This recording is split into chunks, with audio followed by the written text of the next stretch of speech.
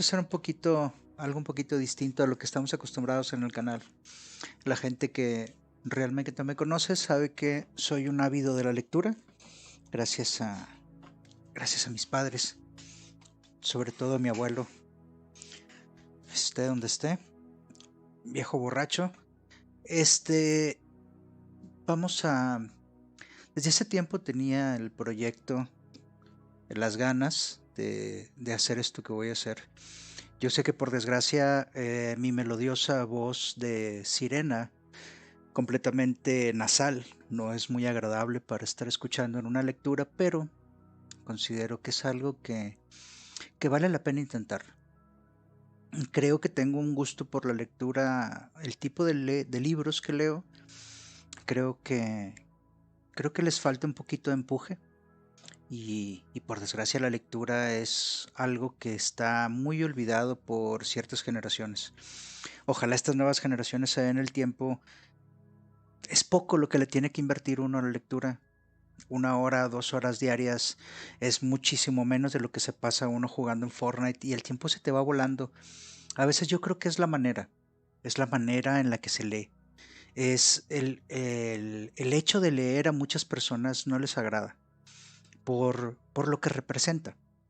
Ya sea en formato digital como lo vamos a hacer hoy, el tener un PDF aquí abierto y estar en, en formato digital leyendo un libro o en audiolibro, que esa es mi intención también, el, el poder estar compartiendo con ustedes por medio de mi voz en el resub, ya sea del directo, por medio de YouTube o por medio de Twitch, eh, pues mi interpretación del libro, es decir, le vamos a dar lectura. ¿Cómo va a ser la dinámica?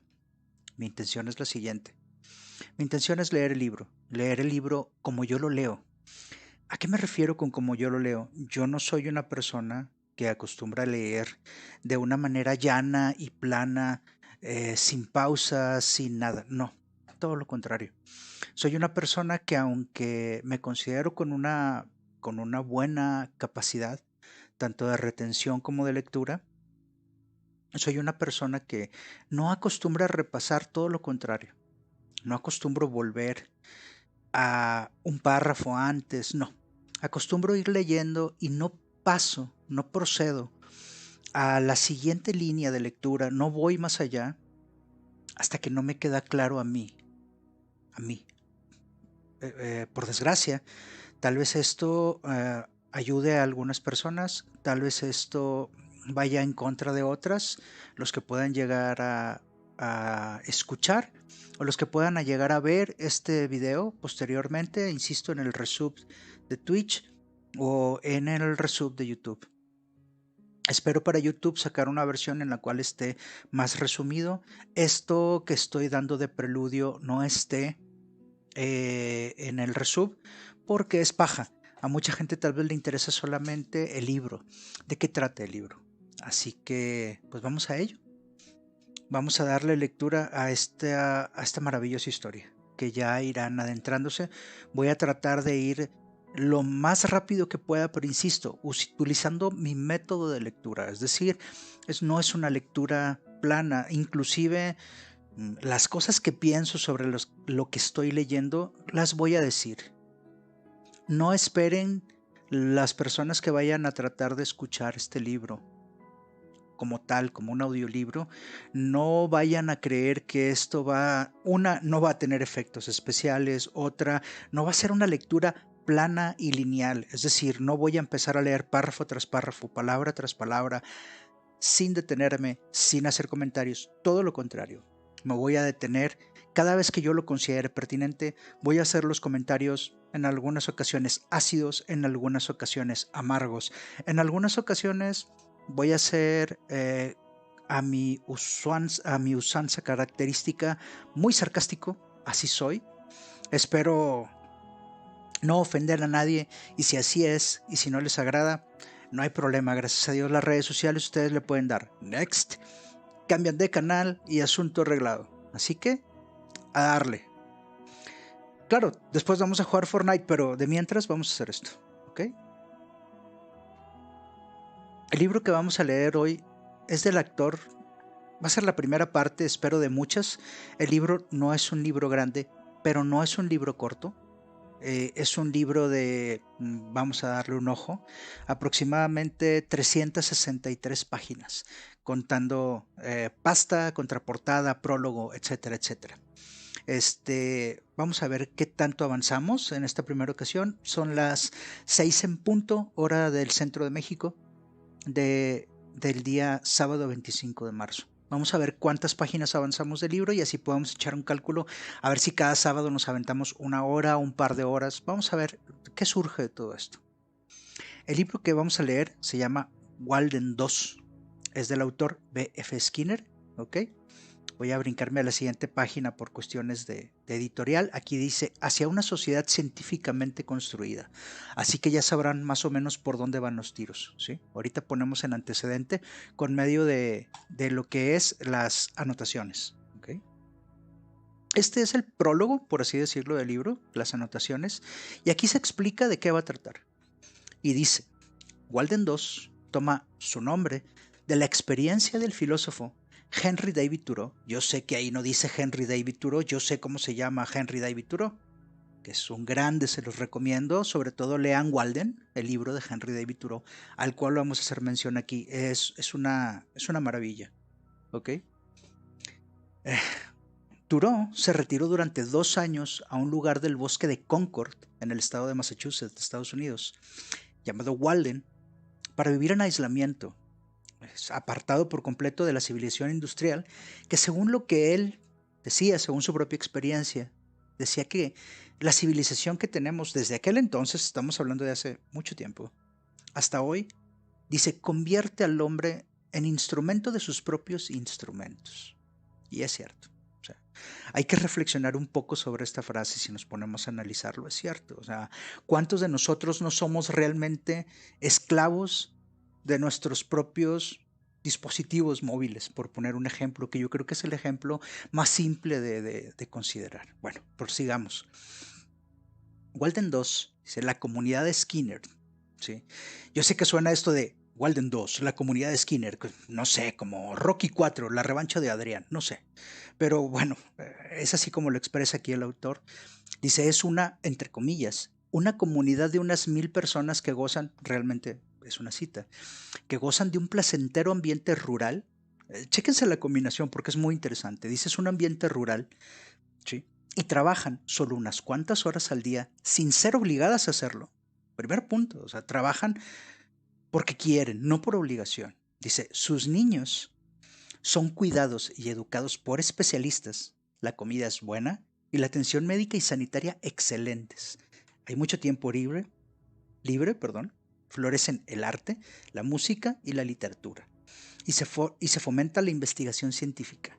Dice, es, en definitiva, una utopía construida de acuerdo con los últimos adelantos científicos, especialmente en el campo de la psicología social. Voy a hacer una pausa aquí en primer lugar.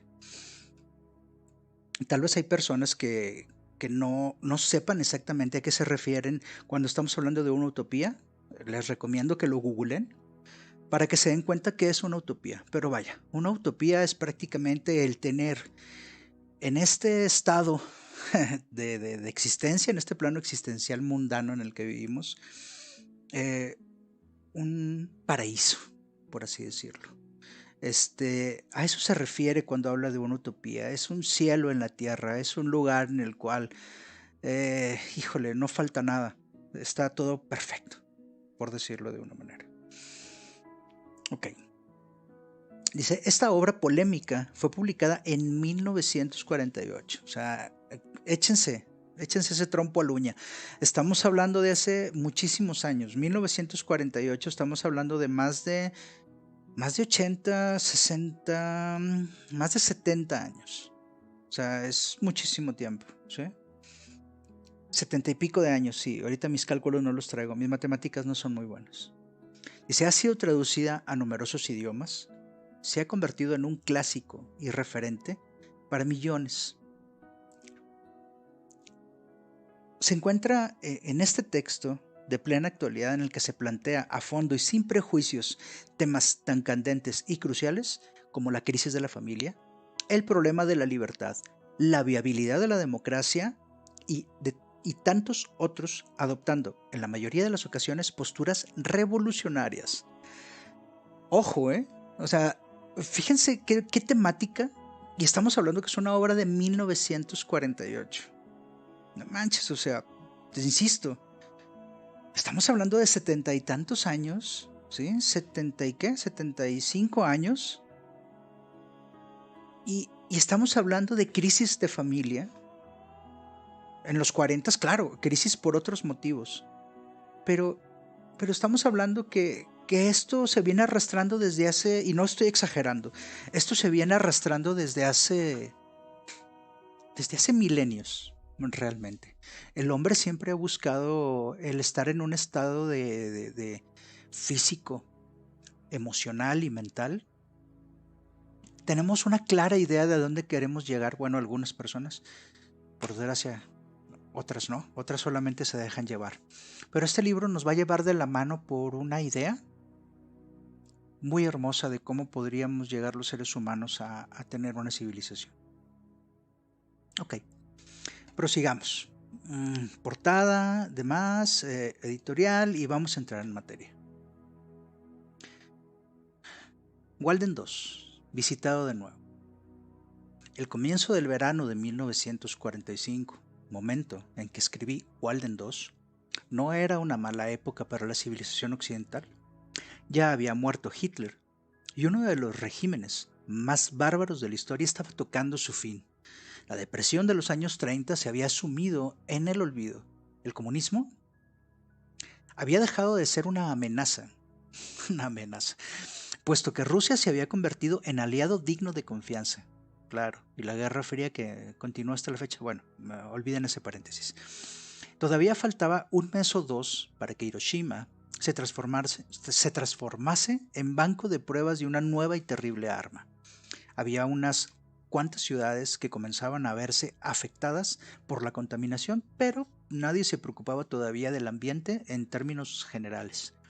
Existía la escasez propia de las épocas de guerra, pero la industria comenzaría muy pronto a echar mano de sus limitados recursos para satisfacer ilimitados deseos. Voy a hacer una pausa aquí porque es ridículo, a mí se me hace algo exageradamente ridículo cómo estamos hablando de crisis posguerra, de, de, de cómo fue superada, entre comillas, esta crisis posguerra y cómo en aquellos momentos se planteaban una recuperación. Y no sé si les suena en algo, ¿eh?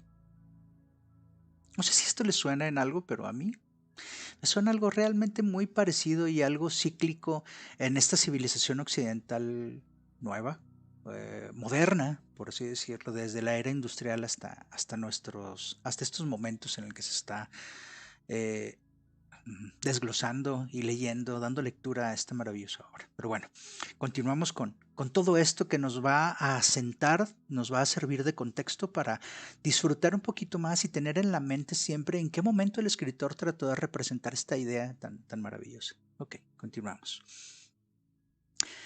Existía la escasez propia de las épocas de la guerra, pero la industria comenzaría muy pronto a echar mano de sus ilimitados recursos para satisfacer ilimitados deseos. Se decía que la revolución industrial había enmudecido la voz de Thomas Robert Malthus. Las insatisfacciones que me llevaron a escribir Walden 2 eran de carácter personal. Había visto a mi mujer y a sus amigas porfiando por liberarse de las tareas domésticas, escribiendo con un respingo las palabras ama de casa. Al rellenar aquellos espacios en blanco que inquirían por su profesión, nuestra hija mayor acababa de finalizar el primer curso. Y no hay nada como el primer curso que nuestro hijo pasa en la escuela para dirigir los propios pensamientos hacia la educación. Estábamos a punto de abandonar Minnesota para trasladarnos a Indiana y yo me había movilizado para buscar alojamiento. Iba a dejar a un grupo de dotados intérpretes de instrumentos de cuerda que habían pasado por alto mi ineptitud en el piano y no estaba seguro de poder reemplazarlos. Acababa de terminar un año muy productivo gracias a una beca Guggenheim, espero pronunciarlo bien, pero había aceptado la dirección de un departamento de Indiana y no sabía cuándo volvería a tener tiempo para dedicarme a la ciencia o a la erudición. ¿Cómo solucionar estos problemas? ¿Acaso una ciencia de la conducta no contribuiría a resolverlos?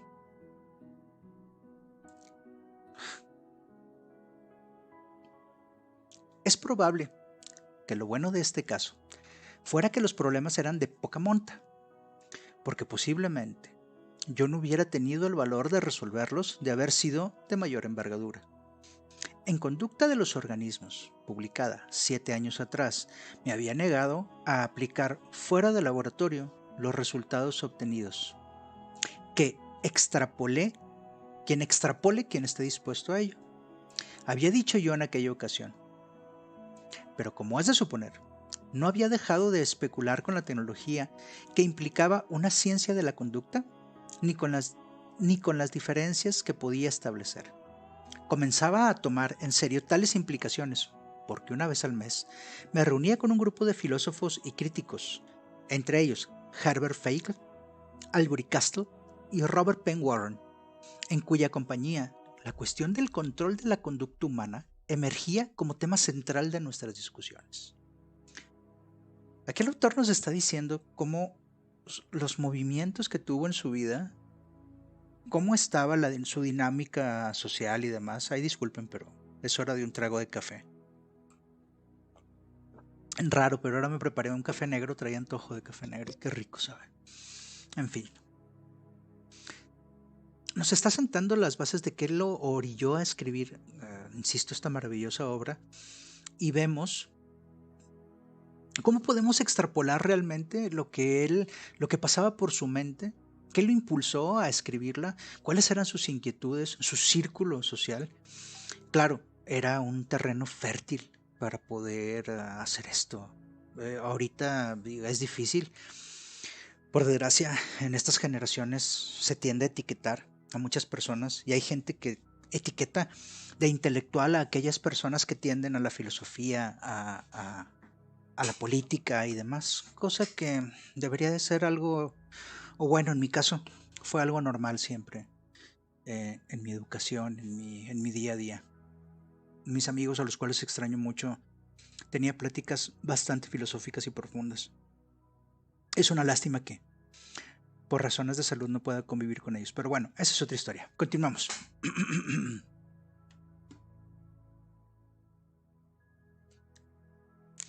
Dice que todas estas cosas concurrieran en la redacción de una novela acerca de una comunidad utópica puede deberse al hecho de que una de mis colegas, Alice F. Tyler, me enviara un ejemplar de su reciente libro Freedom's Ferment, estudio de los movimientos perfeccionistas durante el siglo XIX en América. Con 2 meses por delante antes de mi traslado a Indiana, me decidí a escribir una narración sobre la forma en que yo concebía que un grupo de unas 1000 personas resolviesen los problemas planteados por su vida diaria con ayuda de unas técnicas de la conducta.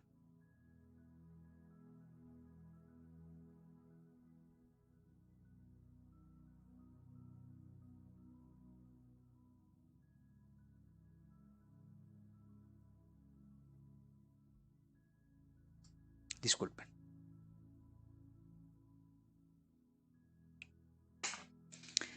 A lo que yo entiendo aquí es que, antes de continuar, este cuate se le ocurrió hacer este libro porque una amiga de él, Alice F. Tyler, escribió un libro sobre ello. O sea, un libro sobre el concepto. Y Skinner, insisto, Skinner, no el de los Simpson, no. Este Skinner dijo, va, o sea, la idea es muy buena y se le ocurrió, ¿cómo se diría? Crear esta novela, que a fin de cuentas una novela no es otra cosa que ficción, para darle forma a la idea de su colega. Qué interesante. O sea, no se lo pirateó, pero es algo así. Sentó lo tomó como parte, base y pilar de su libro. Ok, continuamos. Hubo 2 editores que rechazaron Walden 2 y Macmillan accedió a publicarlo solo a condición de que yo les escribiera una nota introductoria. Y en aquella época, Eran lógicos este tipo de juicios editoriales. Hubo uno o dos críticos distinguidos que se tomaron el libro en serio, pero el público lo arrinconó durante 12 años. Pero de pronto comenzó a venderse, y las ventas anuales se elevaron decididamente según una curva de interés compuesto. A mi modo de ver, eran dos las razones que justificaban el despertar del interés. Aquella ingeniería de la conducta que tantas veces había mencionado en el libro era, por aquel entonces, poco más que ciencia ficción. Yo había pensado que era posible aplicar a los problemas prácticos un análisis experimental de la conducta, pero no lo había demostrado. No obstante, en los años 50 fueron testigos de los inicios de aquello que el público había acabado por conocer como modificación de la conducta.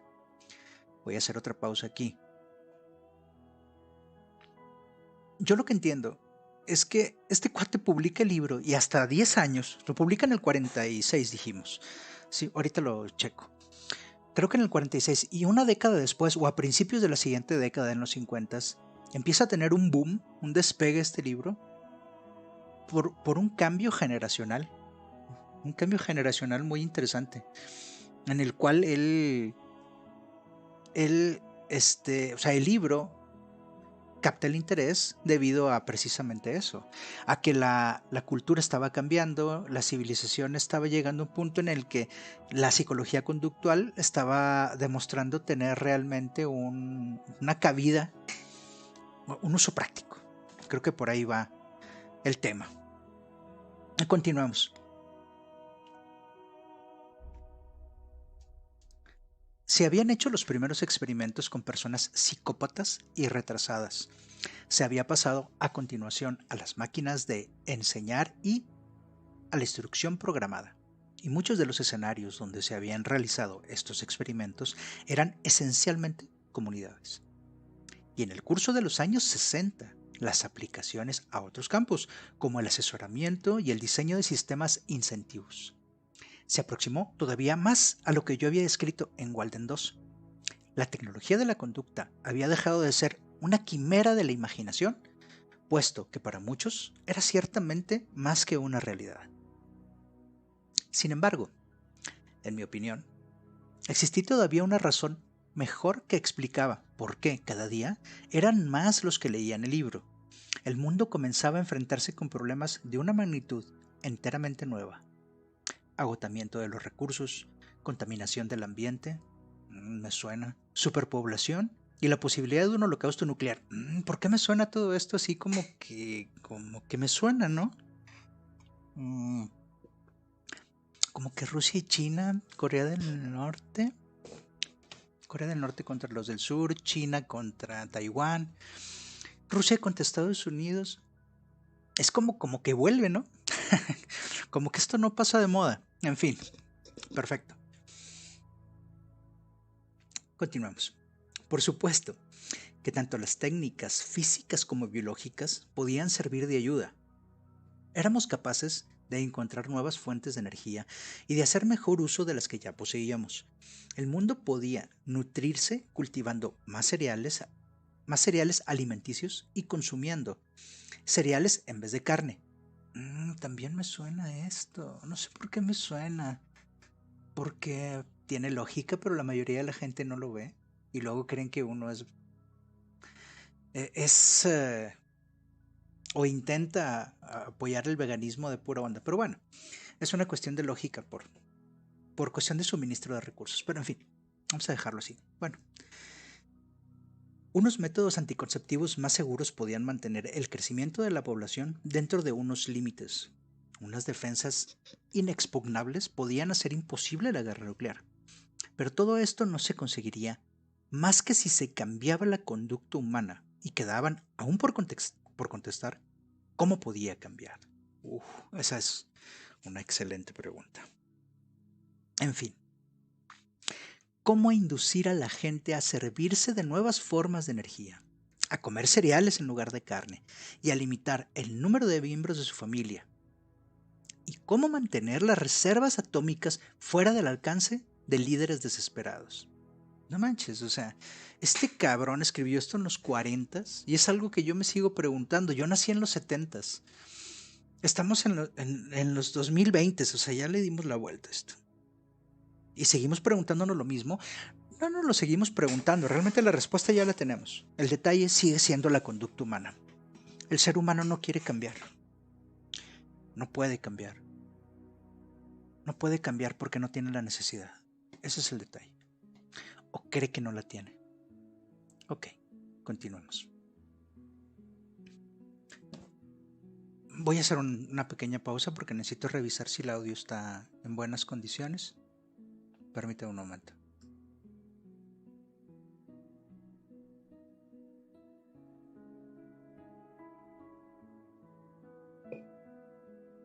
Voy a hacer una pequeña pausa, probando, 1, 2.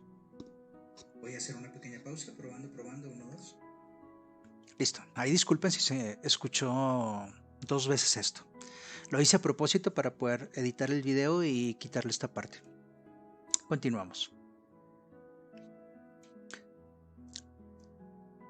De vez en cuando, los forjadores de las medidas políticas, situados en altos puestos, recibían peticiones relativas a prestar una mayor atención a las ciencias de la conducta.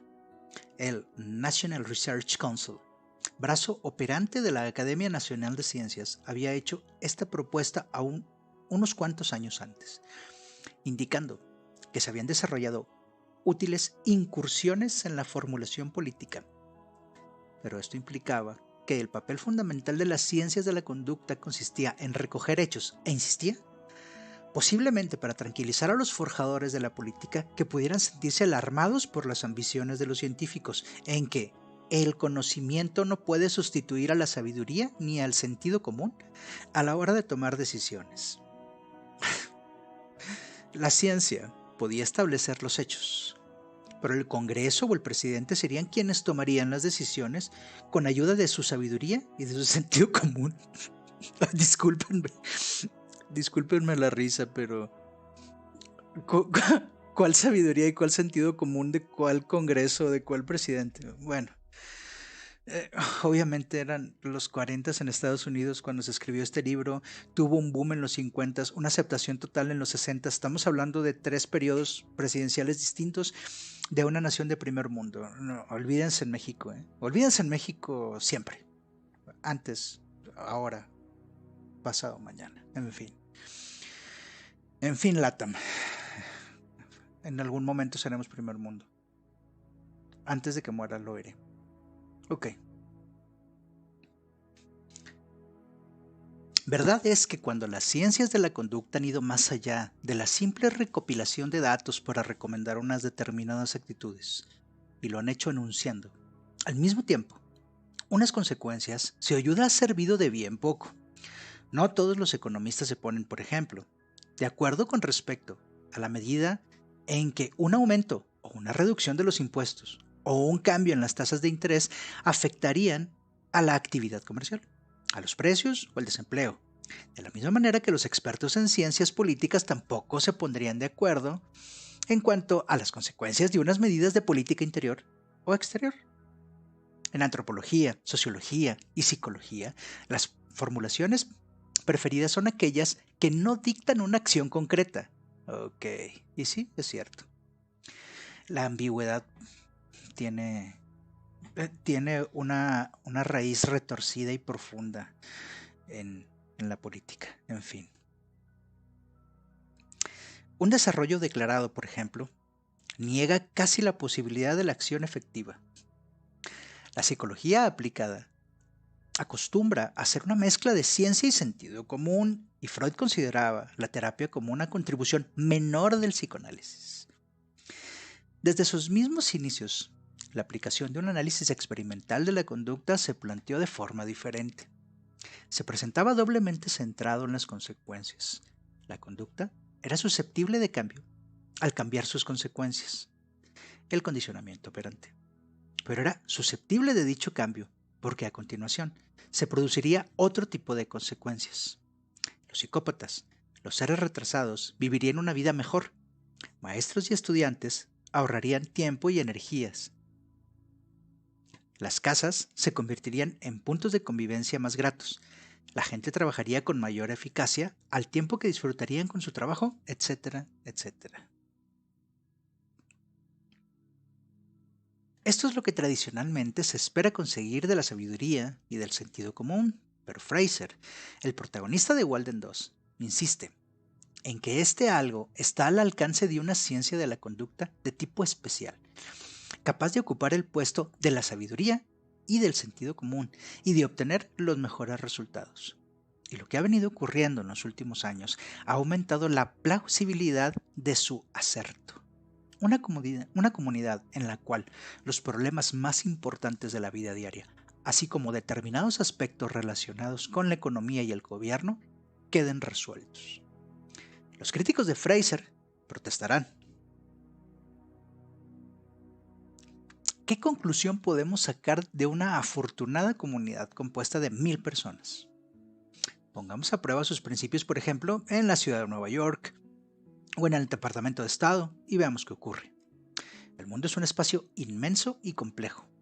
Lo que estaba bien para un grupo reducido no es suficiente para una nación ni para el mundo. Fraser podría contestar calificando Walden 2 de experimento piloto. Las industrias no hacen inversiones a gran escala hasta haber probado los nuevos procesos a pequeña escala.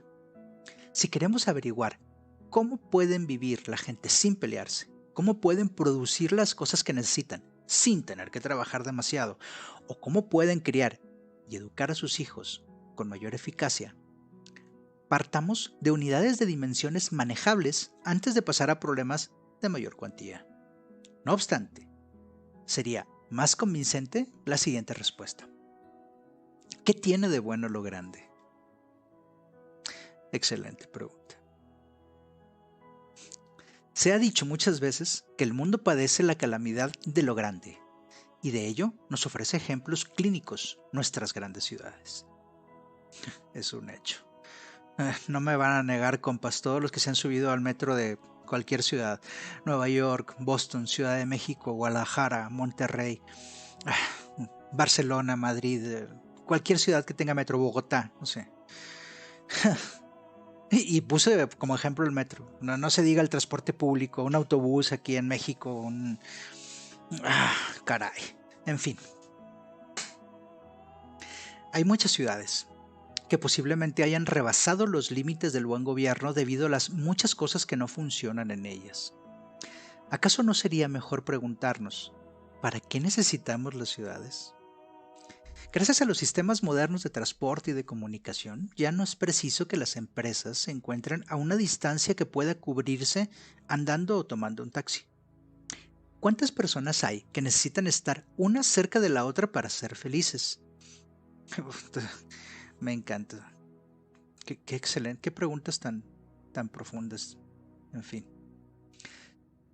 La gente que acude en rebaño a las ciudades en busca de trabajo y una vida más interesante, volvería de nuevo a aquellos lugares de donde procede, si encontrara en ellos aquel trabajo y aquella vida. Se ha apuntado que, con los modernos sistemas de comunicación, la América del futuro puede convertirse simplemente en una red de pequeñas ciudades. Fíjense lo que están planteando aquí, esto es increíble. O sea, se los dice una persona que lleva trabajando en home office 5 años antes de la pandemia. Yo llevo 8 años trabajando en home office. No es para todos, pero tampoco es para nadie. Es decir, tengan por seguro que es mucho más fácil adaptar su entorno y es sano psicológicamente el poder trabajar desde casa para cierto tipo de perfil y cierto tipo de trabajo. Hay trabajos que no es posible. Obviamente un bombero no va a trabajar desde casa, ni un paramédico, pero muchos trabajos pueden realizarse de esta manera y cambian la dinámica social de una manera impresionante. Después hablaremos de ello. Voy a continuar. ¿No serían tal vez otros Walden 2? Pueden sustituir unos pocos esqueletos de ciudades, como subsisten en los museos los huesos de dinosaurio, restos de esa fase transitoria en la evolución de una forma de vida. El economista británico E.F. Schumacher, no sé si sea realmente Schumacher, no sé si se escribe así, disculparán. Es británico, pero me suena el apellido alemán, no tengo idea. En su notable libro, Small is Beautiful, o sea, lo pequeño es hermoso, analiza los problemas resultado de lo grande e indica una tecnología apropiada para los sistemas de dimensiones intermedias. Muchos proyectos actuales que se ocupan de nuevas fuentes de energía y de nuevas formas de la agricultura parecen idealmente adecuados para el desarrollo de pequeñas comunidades. Una red de pequeñas ciudades o de Waldens 2 tendría unos problemas propios, pero lo sorprendente es que sabría resolver mejor muchos de los más básicos con los que se enfrenta el mundo de hoy. Si una comunidad pequeña no revela la humana naturaleza en toda su bondad esencial, entre paréntesis dice, romántico sueño que jamás han defendido las pequeñas ciudades, permite en cambio disponer unas contingencias de reforzamiento más efectivas de acuerdo con los principios de un análisis de la conducta aplicada. No es preciso que estudiemos muy de cerca las prácticas que se desprenden de tales principios para examinar algunos de los que resolverían los problemas básicos que afectan a una comunidad pequeña. Interesante. Para inducir a la gente a adaptarse a unas nuevas formas de vida menos devoradoras y por tanto menos contaminadoras, no necesitamos hablar de frugalidad ni de austeridad, como quien habla de sacrificio. Hay contingencias de reforzamiento en las que la gente sigue persiguiendo la felicidad e incluso llegan a alcanzarla, consumiendo mucho menos de lo que ahora consume. El análisis experimental de la conducta ha venido a demostrar de forma meridiana que lo que cuenta no es la cantidad de bienes de consumo, según apunta la ley de oferta y la demanda, sino la relación contingente entre los bienes y la conducta. He aquí la razón que, para estupor del turista americano, explica que en el mundo haya gente más feliz que nosotros poseyendo mucho menos. Se dice que la inflación constituye el problema más serio que acecha al mundo actual. Es algo que, no sin eficacia, se ha definido como gastar más de lo que uno tiene. En una comunidad experimental, las contingencias de reforzamiento que incitan a gastos innecesarios son susceptibles de corrección. Y en cuanto a la contaminación, las comunidades pequeñas son óptimas en lo que toca a circulación de materiales y a evitación de unos métodos ruinosos de distribución. ¡Wow! ¡Wow! Son tantos facts, tantas cosas que vaya, eh, es lógico, es extremadamente lógico. Los planteamientos es algo que tal vez muchos de nosotros hayamos reflexionado en su momento. Yo creo que los que me conocen y han tenido la oportunidad de platicar conmigo largo y tendido, se darán cuenta que este libro dice muchas de las cosas que yo he venido planteando como mi ideal de una civilización. De ahí que quiero leer este libro. Aclaro mi filosofía sobre cómo poder manejar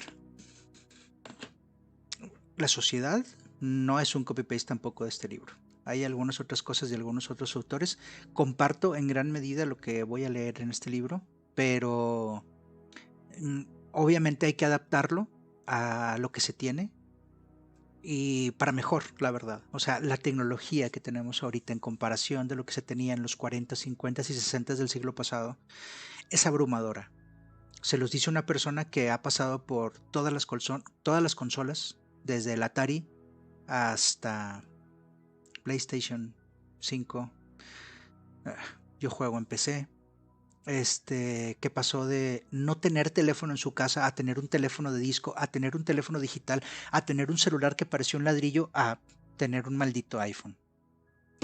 Entonces no me van a decir a mí de transiciones tecnológicas y de cómo estas pueden ser utilizadas para llegar a lograr lo que se va a plantear en este libro de una manera increíble. Entraremos en ello más adelante cuando lleguemos a ya entrar en materia del libro en sí mismo. Ok, prosigamos. Los estudios básicos han demostrado igualmente cuán importante es para todo el mundo, jóvenes y viejos, mujeres y hombres, no ya solamente recibir unos bienes, sino también participar en su producción. Fíjense lo que estaban planteando aquí. Esto lo acabo de ver hace poco en TikTok, en uno de esos maravillosos videos que llegan de vez en cuando, como estrellas fugaces, relacionado a la filosofía de IKEA. Es eso precisamente. O sea, el hecho de que tú participes, así como cuando te llega un mueble de IKEA que lo tienes que armar, le da un valor intangible a las cosas.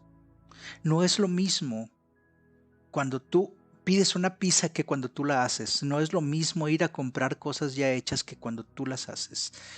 El sentimiento de pertenencia va de la mano con ese pequeño esfuerzo y esa pequeña gota de sudor que uno le pone a algunas cosas. Le da un sabor, le da una sazón a la vida y un sentimiento de realización que es insuperable por muchas otras cosas que a veces uno olvida. Ok, ello no quiere decir que tengamos que trabajar como negros.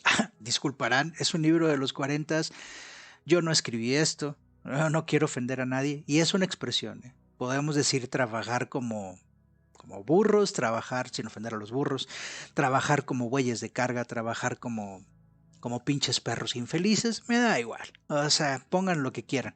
Aquí es una expresión que por desgracia para todos los hermanos de raza afro, era muy utilizado en esos tiempos. Ok.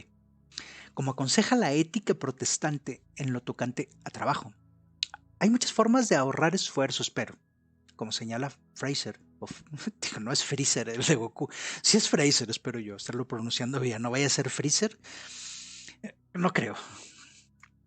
Los apellidos de otros lugares, si a veces en LATAM te haces bolas, en fin, no deben ser utilizadas para ahorrarse trabajadores, porque con ello aumentaría el desempleo. Dividiendo simplemente el importe total del salario que reciben cada año los americanos por el número de personas que no tienen trabajo, obtenemos un salario anual perfectamente razonable para todos. Ya sé que estoy haciendo muchas pausas, pero lo tengo que decir. Yo sé que esto suena un poquito a comunismo, socialismo. Escuchen, traten de, traten de no estar encasillados con los paradigmas que hemos tenido durante toda la vida. Y esto, insisto, no es una cuestión dogmática. Es un libro, es una novela. Disfrútenla a la medida de lo posible. Hay personas que, insisto, esto es muy sencillo. Si hay cosas que yo voy a leer y no les gustan, tranquilamente pueden cambiar a otro stream, pueden cambiar de video a otra cosa que hay en YouTube. Ok, pero esto supone una reducción del nivel de vida para muchos, lo cual, tal y como están las cosas, quizás sea imposible. Sin embargo, en una serie de pequeñas comunidades, todo el mundo tendría trabajo, porque el trabajo, como el salario, podrían dividirse entre los trabajadores. Los buenos incentivos, por ejemplo, no el hacer dinero, sino las cosas que compra el dinero, no exigen lo que tenemos nosotros por un trabajo duro. Si el mundo ha de economizar una parte de los recursos que posee como previsión para un futuro, debe reducir no solo el consumo, sino el número de consumidores. En una confinidad experimental, costaría muy poco variar el índice de natalidad. Los padres no necesitarían a los hijos para su seguridad económica. Los que no tuvieran hijos podrían dedicar todo el tiempo que quisieran a los niños y toda la comunidad funcionaría como una familia inmensa. Una familia unida por el amor en el que cada uno de sus miembros podría hacer la función de padre y la función de hijo. Entonces, los vínculos de sangre pasarían a un segundo plano. Fíjense qué idea tan cabrona, tan revolucionaria. Este cuate dice, en una comunidad de 1000, va a haber de todo. Y va a haber personas en edad de tener hijos que los quieran tener. Y va a haber otros que no. Pero eso es una comunidad de tal magnitud, de tales proporciones, en las cuales las personas que no tienen hijos y así lo desean, podrían apoyar en la educación de los niños de otras personas, dividiendo la carga de trabajo y estableciendo relaciones, lazos emocionales y sentimentales, como los de un padre e hijo, sin haber consanguinidad, como se diga, sin haber un lazo sanguíneo entre las personas. Eso, tengan por seguro, que es parte de lo que falta en este planeta. En México, en particular, somos personas muy, se oye ridículo tal vez viniendo de mí, somos muy unidas en cuanto a la sangre. Habemos excepciones, pero por lo regular, y muchas partes del LATAM, y no descarto que en otras partes del mundo, disculparán mi ignorancia, no soy un ciudadano tan universal. Pero en base a lo que yo conozco les puedo decir que tenemos un lazo de sangre muy fuerte. Yo ahorita me pueden decir que uno de mis primos, que yo soy hijo único, y para mí mis primos en gran medida son como mis hermanos, pero no hablo con ellos, no los veo. Pero si me llegaran a decir o me llegaran a necesitar, si llegara a venir aquí mi prima golpeada, mi primo, se arma el desmadre, ¿eh? O sea, no saben en lo que se está metiendo la persona que llegó a ofender a mi sangre. No se diga con mis hijos, mi esposa, mis padres. En fin, después de este paréntesis escabroso y amenazante, continuaré leyendo.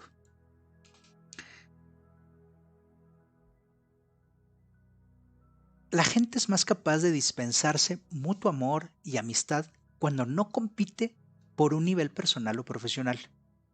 Pero las buenas relaciones personales dependen también de unos signos inmediatos de encomio o de censura, sostenidos a veces por simples reglas o por simples códigos. Las dimensiones de una gran ciudad nos resultan inquietantes precisamente porque en ella encontramos a mucha gente a la que nunca volvemos a ver y cuyo encomio o censura no significan, por tanto, absolutamente nada para nosotros. En realidad, este problema no se resuelve delegando la censura a una fuerza policial ni a unos tribunales de justicia. Aquellos que se han servido de la modificación de la conducta en el consejo familiar o en las instituciones saben cómo preparar situaciones de relación recíproca que fomenten entre las personas el mutuo respeto y el mutuo amor. Fíjense lo que está diciendo aquí el autor. ¿Qué pasa? Vivimos en una sociedad en la cual una de las relaciones extrafamiliares más simples y más normales en otros tiempos, que era la relación que tenías con tus vecinos, en gran medida se ha perdido. Yo me declaro culpable. En gran parte por mi agorafobia. Y tengo una manera de ser peculiar. Yo soy consciente de que yo no soy el mejor vecino del mundo. No soy el peor porque soy un vecino que creo, en la medida de trato de ser honesto, yo paso desapercibido por completo. No estorbo en la cochera del vecino, pero tampoco le doy el buenos días cuando le veo. Soy de esas personas que trata de evitarte con la mirada. Soy de un barrio bravo de una ciudad norteña en México, en el cual a veces el voltear a ver a una persona directamente a los ojos era una afrenta. Por ende, opté en mi comportamiento el tratar de pasar desapercibido y tengo mis mecanismos. Eso me hace en ocasiones un vecino malo para algunos por no ser amable o no tener la mínima etiqueta.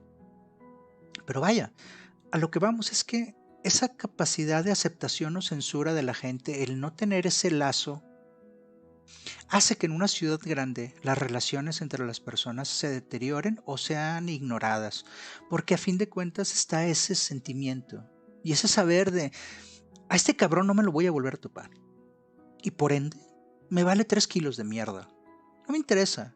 O sea, yo estoy aquí en el metro, esta señora no sé quién es, y por ende, su necesidad inmediata de sentarse aquí, en este lugar que yo le puedo ofrecer, yo que estoy entero y que puedo estar parado durante 20 minutos en las siguientes 3 o 4 estaciones que va a ser parada el metro, pues que se joda, no la conozco.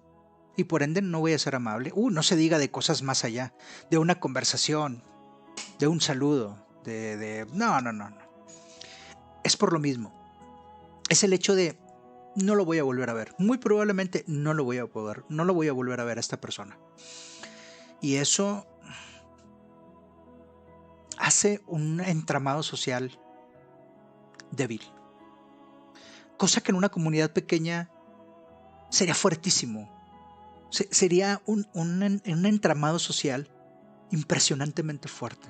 Tan fuerte como el material más fuerte que exista, como el diamante, como algún tipo de polímero espacial de esos que sirven para que las naves no se desintegren cuando entran en la atmósfera. En fin, me salió un poquito del calzón. Pero sería fuertísimo. Por lo mismo, porque será una comunidad pequeña. De eso habla el autor. En fin, continúa. Solventaríamos muchos de los problemas que nos plantea el crimen y la delincuencia si nos fuera dado modificar el ambiente primero donde viven los ofensores. No es preciso ser un alma en pena para afirmar que muchos de los jóvenes de hoy en día no han sido preparados ni por sus familias ni por la escuela para llevar una vida ordenada y conforme a la ley. Y que en el caso de estar preparados, tampoco tienen la posibilidad de conseguirlo mediante unos puestos de trabajo. Los transgresores, raras veces, mejoran al ser recluidos en una cárcel. Y esto se escribió en los 40 del siglo pasado, pues estamos igual o peor. Circunstancia que hace que los jueces reduzcan o suspendan las sentencias, con lo que entonces el delito, al quedar impune, aumenta. Todos sabemos cómo es posible modificar el primer ambiente en el que se mueve una persona, y se ha hecho un experimento, hasta hoy, sumamente ignorado, sobre el cual nos informan Cohen y Flipsack. Mierda, güey, ¿cómo pronuncio esto? O sea, Cohen me queda claro. Capaz de que lo estoy pronunciando mal y se dice... No creo que se diga cogen, ¿verdad? Espero que no, porque aquí en México sí que te cogen. Chistín. Bueno, en fin, el caso es que Philipsack, yo me imagino que la C no se pronuncia. Sería Philipsack. Lo voy a decir Philipsack. Y si don Philipsack se enoja, pues ya se chingó. Muy probablemente esté muerto. Pero yo creo que se apellida Philipsack. O será algo así como Philipsack. No sé, en fin. Como un estornudo noruego. Da igual. Que demuestra que los transgresores ocasionales son susceptibles de rehabilitación. Los niños constituyen nuestro recurso más válido y, en cambio, es una vergüenza que se encuentren sumidos en el olvido. Durante los primeros años de la vida pueden conseguirse cosas portentosas de un niño y, sin embargo, lo dejamos en manos de gente cuyos errores se escalonan desde el abuso a la protección excesiva y al derroche del afecto cuando la conducta no es la apropiada. Ahí hay un error en el texto. Dice cuando IA conducta. Yo lo corregí cuando lo leí, pero dice cuando IA. Yo me imagino que ediciones más adelante el texto cambió. Disculparán por el paréntesis de la fe de ratas, pero trato siempre de aportar en algo y en su momento le escribiré a la editorial si es que puedo encontrar la manera. Pero es la página 16 del libro y tiene un error. Dice, cuando IA conducta no es la apropiada. Me imagino que lo que quisieron decir es cuando la conducta no es la apropiada. Ok, prosigamos. Brindamos a los niños escasas oportunidades de establecer unas buenas relaciones con sus compañeros e incluso con los adultos, especialmente en aquellos hogares donde se encuentran custodiados únicamente por su padre o por su madre. Circunstancia, perdónenme, va de nuevo. Circunstancia que está dándose cada vez más. Todo esto presenta un cariz completamente diferente cuando los niños, desde el principio de su vida, forman parte de una comunidad más amplia. Las escuelas de las ciudades demuestran los daños que puede ocasionar a la educación unas dimensiones muy grandes. Y si la educación es importante, es porque se ocupa de la transmisión de una cultura y por consiguiente de su supervivencia.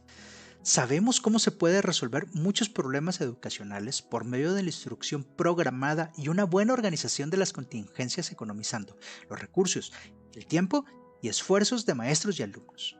Las comunidades reducidas constituyen el marco ideal para un nuevo género de educación, liberada de la interferencia de administradores, políticos y asociaciones docentes. ¡Wow! Ojalá. Pero sí, tienen toda la razón. Díganmelo a mí. Uh, yo soy... Mm, y espero no ofender a nadie. Yo soy un producto de escuela pública. Y, y en gran medida me considero, y espero no sonar petulante, una excepción a muchos casos, a mucha gente egresada de la primaria y secundaria en la que yo estuve. De la preparatoria no voy a hablar, ni de la preparatoria, ni de mi carrera, ni de la facultad. Esa es otra cosa. Pero... Y mi kinder menos. El kinder no, en mis años el kinder no tenía una relevancia.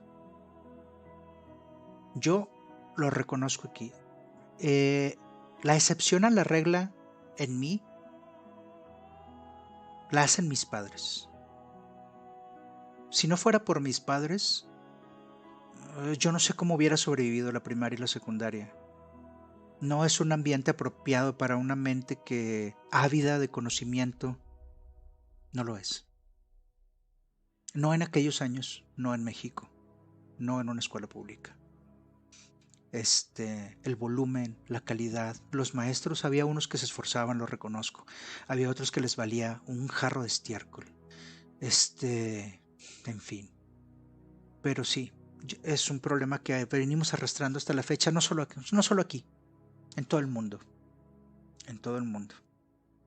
ok, proseguiré después de este trago de café. Qué rico puto café, no mames, en fin. Espero no joderles el oído cada vez que carraspeo. Pese a cuanto llevamos dicho sobre la libertad, hemos hecho muy poco en pro del desenvolvimiento del individuo. ¿Cuántos americanos pueden decir que hacen aquellas cosas para las que están mejor calificados y que más les gustan? ¿Qué oportunidades han tenido que elegir unos campos acorde con sus facultades o con los intereses y habilidades que demostraron en su primera infancia? Las mujeres, que desde hace tan poco han comenzado a optar por no ser amas de casa, descubren ahora cuán difícil es elegir la profesión apropiada cuando son jóvenes o pasarse a otra diferente más adelante. Y cuando se tiene la suerte de poder hacer lo que a uno le gusta, ¿cuáles son las posibilidades de salir airoso en lo que se hace? ¿Hasta qué punto los artistas, los compositores, los escritores están en condiciones de ofrecer su obra a la atención de aquellas personas que sabrían apreciarla y cuyas reacciones conformarían la conducta de manera creadora? ¡Puta, qué pregunta! ¡Qué puta pregunta! Porque es una pregunta que sigue sin respuesta hasta el momento. Hay tanto talento desperdiciado en el mundo. Hay tanta gente encerrada en una, con todo respeto, ¿eh? Porque no asquerosa en el sentido estricto de la palabra. ¿Cuántos no están en una, voy a cambiar el adjetivo calificativo? ¿Cuántas personas no están encerradas? Mejor no voy a decir adjetivo calificativo. ¿Cuántas personas no están encerradas en una oficina o en un cubículo en una oficina entre unos pedazos de tabla roca o entre unos paneles en un cubículo de 2x2, 3x3, si acaso gozan de espacio suficiente para poder desenvolverse, contestando llamadas y haciendo un trabajo monótono para ellos, lo aclaro? Hay personas, yo he visto personas en atención a clientes que dices, cabrón, tú debes de estar en atención a clientes. Y he visto otras personas, la gran mayoría, que digo, ¿qué mierdas estás haciendo ahí? No sabes hablar, no tienes paciencia, no es lo tuyo. Lo tuyo es degustar vino, lo tuyo es pintar cubismo, lo tuyo es otra cosa, programar, hacer pasteles, mierda, no sé, pero no estés haciendo eso. En fin, continuamos. Disculpen si de repente me excedo con mis comentarios. Y si no me disculpan, pues realmente me vale madre. Ok. ¿Dónde me quedé? Soy un imbécil. Ya me perdí. Ok, creo que me quedé aquí.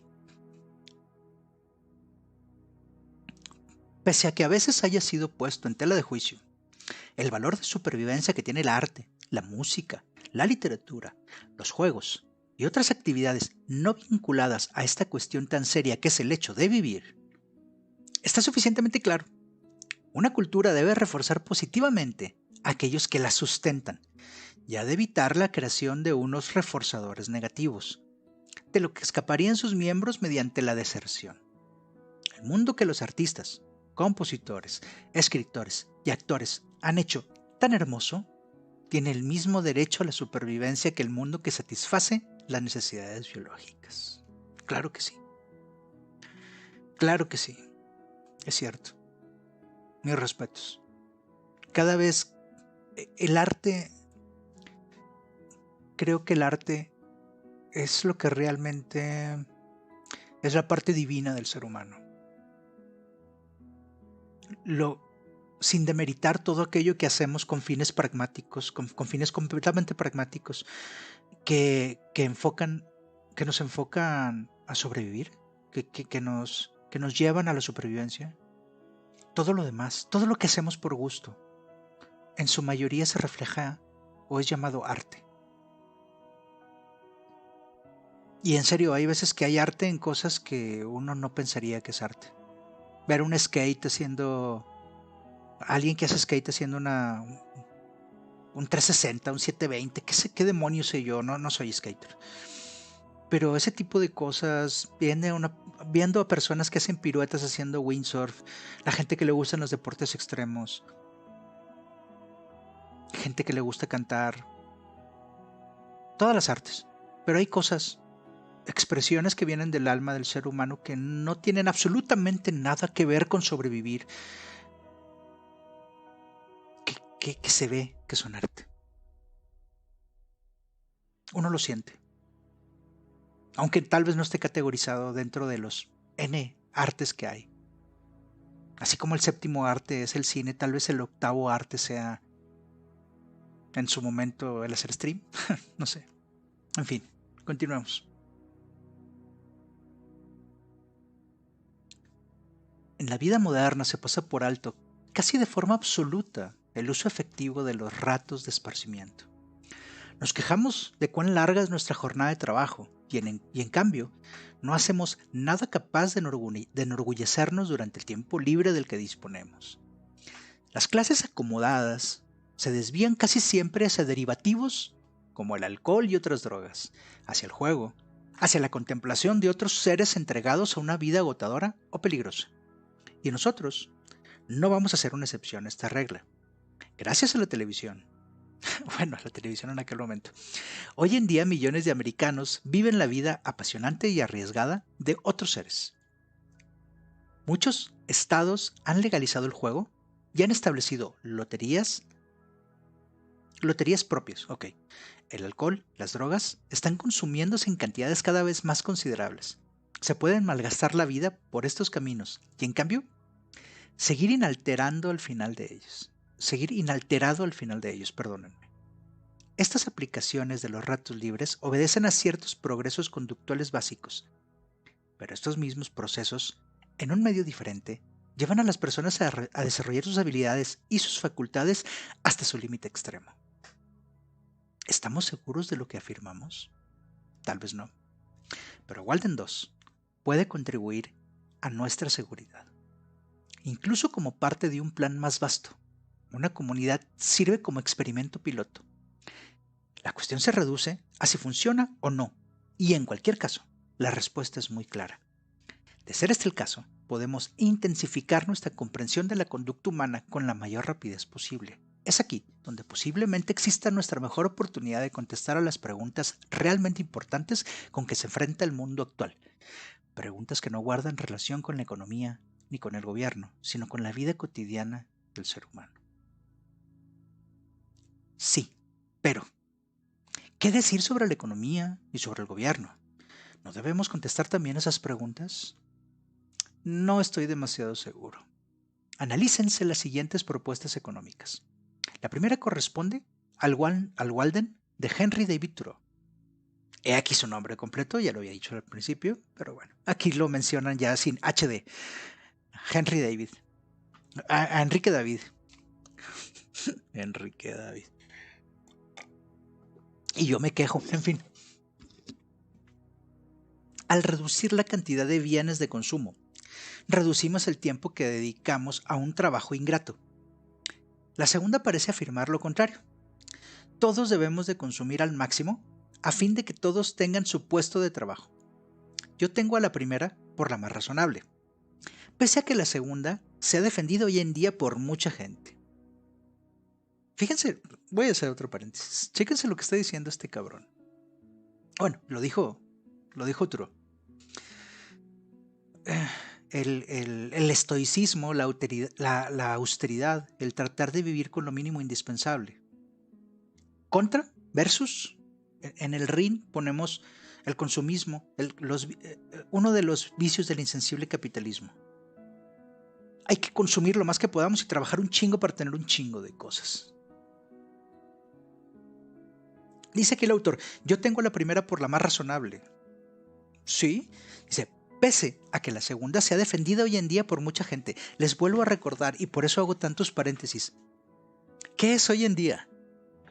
O sea, hoy en día, este cabrón escribió esto hace 76 años. 75 años. 75 años. Y este cuate estaba hablando de que en aquellos años el workaholismo ya era preocupante. Estamos jodidos, ¿eh? O sea, estamos jodidos hoy. Estamos bien jodidos. Ok. Cabría argumentar, prosigo. Cabría argumentar, en efecto, que si América tuviera que convertirse en una red de pequeñas comunidades, nuestra economía se iría por los suelos. Sin embargo, algo va mal cuando lo que hay que salvar es el sistema y no la forma de vida a la que el sistema debería de servir. Wow. ¿Qué decir del gobierno? Seguro que no estaría apuntando que podríamos subsistir sin la existencia de un gobierno federal. Y sin embargo, ¿hasta qué punto no es necesario? Una gran parte de nuestro presupuesto nacional recae en el Departamento de Sanidad, de Educación, de Bienestar Social. ¿Sanidad? ¿Educación? ¿Bienestar social?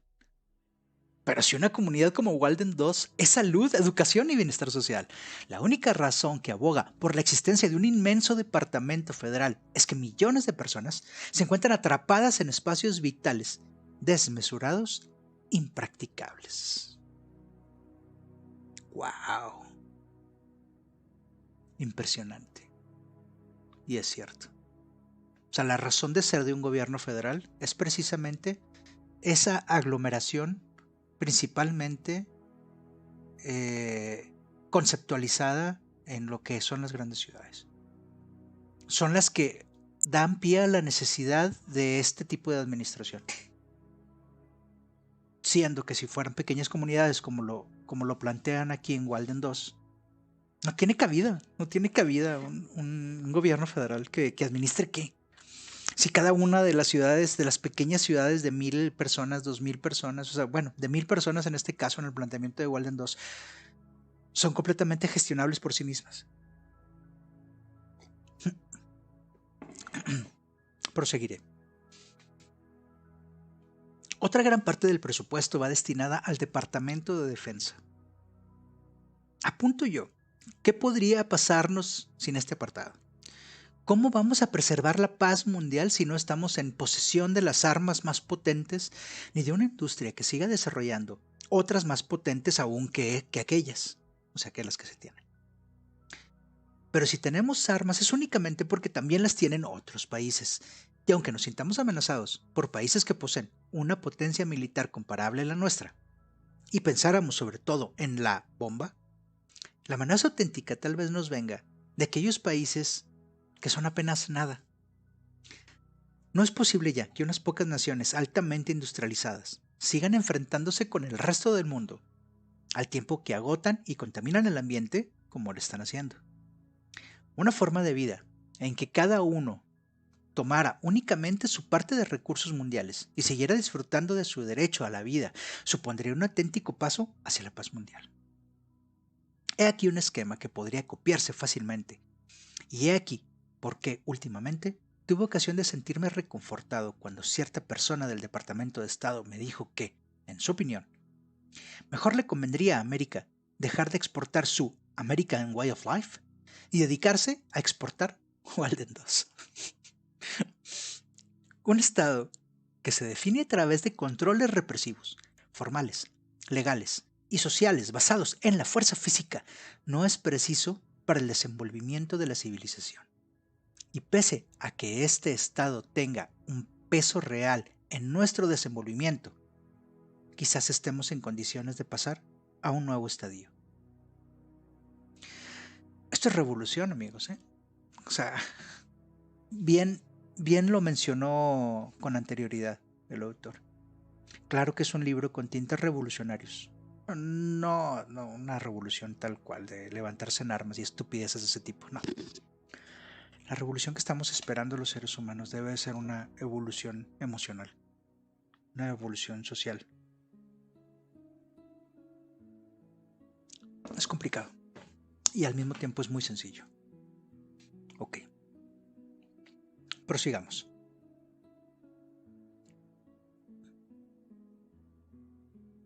Supongamos que sabemos qué se necesita para vivir bien. ¿Cómo le daremos efectividad? En América, de una manera casi instintiva, variamos las cosas por medio de la acción política. Promulgamos leyes, votamos a nuevos dirigentes. Pero hay mucha gente que comienza a sentirse insegura. Ha perdido otra vez dice la IE. Ha perdido me imagino que es fe. Y otra vez, yo creo que es el acento el que pasó a joder al PDF. En fin, disculpen de nuevo por el paréntesis, voy a volver a empezar a leer el párrafo. Pero hay mucha gente que comienza a sentirse insegura. Ha perdido la fe en un proceso democrático en el que la llamada voluntad del pueblo está evidentemente controlada mediante procedimientos no democráticos. Y sigue subsistiendo la duda por lo que respecta a si un gobierno basado en unas sanciones punitivas es el adecuado, cuando lo que debemos hacer es resolver los problemas a través de medidas no punitivas. Paréntesis de nuevo. Punitivo es aquello que está relacionado a un castigo. ¿Ok? Eso es punitivo. Se ha apuntado que la solución pudiera estar en el socialismo, aunque se haya señalado a menudo que el socialismo, como el capitalismo, está sujeto a la expansión y por ello al consumo y a la contaminación. Es indudable que Rusia, después de 50 años, no se ha convertido en el modelo que queremos emular.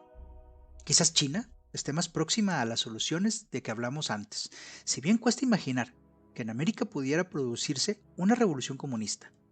Sería una mala solución y siempre quedaría pendiente de respuesta aquella pregunta de Lenin: ¿cuántos sufrimientos recaerían sobre quienes ahora viven en bien de quienes han de seguirles? Y estamos seguros de que los que le seguirán, de que lo seguirían, estarían en mejores condiciones.